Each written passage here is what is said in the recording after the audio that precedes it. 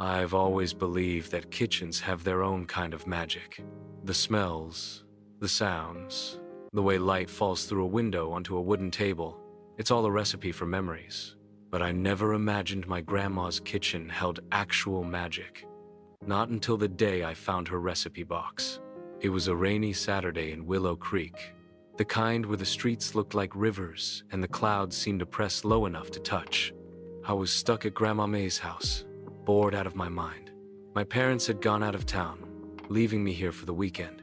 Don't get me wrong, Grandma's house was nice, but without internet, TV, or any friends nearby, I felt like I'd stepped back in time. I was sprawled on the couch, flipping through an old book, when Grandma called from the kitchen. "Sweetheart, why don't you see if you can find my old recipe box? I think it's somewhere in the pantry." "Recipe box?" I asked, dragging myself off the couch. "Why?" She chuckled. "Because I thought we could bake something special today, something from a long time ago." The pantry was a narrow little space with shelves stacked high with jars of homemade jam, dusty tins of cocoa, and old flour sacks. My sneakers squeaked on the floor as I scanned the shelves. That's when I saw it on the top shelf, half hidden behind a jar of pickles, a small wooden box, carved with swirls and tiny stars. It looked different, not just old, but like it had been waiting. I stretched up on my tiptoes, grabbed it, and the moment my fingers touched the smooth wood, the air in the pantry seemed to change. The rain outside softened, almost faded, replaced by the faint sound of laughter. Shaking off the weird feeling, I carried it into the kitchen. Grandma's eyes lit up when she saw it.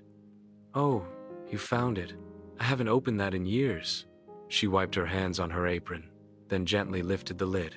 Inside were rows of recipe cards, each one written in flowing cursive. But here's the strange part. Tiny flickers of light danced between them, like fireflies trapped in paper. "What's that?" I whispered. Grandma smiled in a way I'd never seen before, part proud, part secretive. "Magic," she said simply. Before I could ask more, she picked up a card. "This one," she said. "Let's start with my mother's apple pie." She began to read the recipe aloud. 1 cup of flour, 2 green apples, a spoonful of sugar. And as she read, the kitchen started to change. The smell of cinnamon filled the air. The soft patter of rain was replaced by birdsong. And when I turned my head, I froze. We weren't in Grandma's kitchen anymore. We were standing in a sunny orchard, apple trees stretching out in neat rows, their branches heavy with fruit. A young woman, my great-grandmother, stood nearby, wearing a faded dress and a wide smile. "May," she called, "come help me pick these apples before your father eats them all."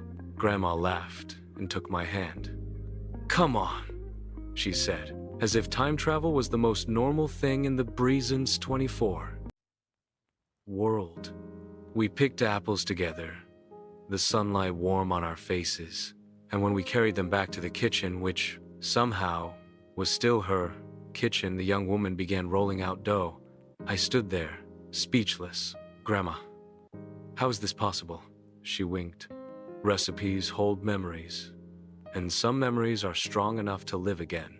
We baked the pie, and when it was done, the smell was even richer than anything I'd ever known. We sat at a wooden table, and my great-grandmother cut us slices. I took one bite and felt like my heart was wrapped in sunlight.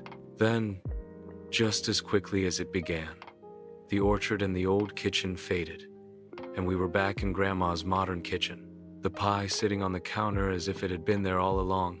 I didn't know what to say. I didn't even know if I could explain it to anyone. But Grandma just patted my hand. "There are more recipes," she said softly. "Each one has a story." And that's how our magical cooking sessions began. Over the next few weeks, I learned more than I ever thought possible. Each recipe was a doorway to another time, another place in Grandma's life. There was the chocolate cake recipe from when she was 15, helping her best friend Betty win the school bake-off. When she read that one, we were suddenly standing in a high school gymnasium in 1000, 957. The smell of cocoa and the sound of cheering kids all around us. Betty was nervous, so I whispered the exact words Grandma had once told her. Just bake it like you love it. Then there was the cornbread recipe from when she first met Grandpa. That trip took us to a crowded county fair, the air thick with the smell of popcorn and the sound of fiddles. I saw my grandpa as a young man for the first time, tall, smiling, and hopelessly in love with Grandma May as she offered him a slice of warm cornbread. But my favorite was the midnight cocoa recipe. It was from a snowy winter night when Grandma was a little girl. She'd been frightened by a thunderstorm, so her father had crept into the kitchen with her to make cocoa. When she read it aloud, I was there too, watching her small hands stir the milk while her father told her stories about stars and wishes. I realized something then. These weren't just recipes. They were pieces of who my grandma was. They were her laughter, her courage, her love, and I got to step into all of it. One afternoon, as I was flipping through the cards, I found one at the very back. It didn't have a title, just a single word written in faded ink. Goodbye. When I asked Grandma about it, she hesitated. That's the last recipe, she said quietly.